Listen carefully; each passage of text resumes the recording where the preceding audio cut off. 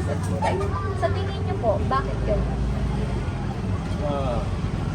Dumadami na po kasi may mas conscious ng mga tao sa health. Gusto nila ng mas safe at natural na pagkain.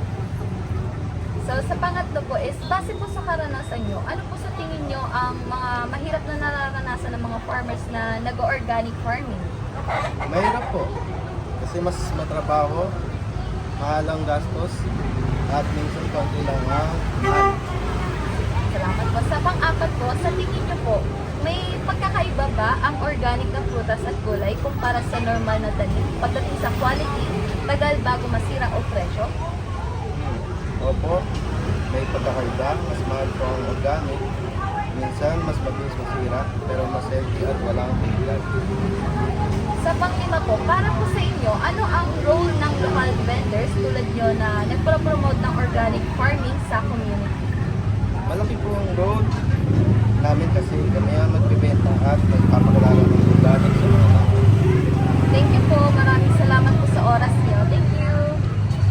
Thank you po, sir. Thank you. Ba't po ikaw po sa Ang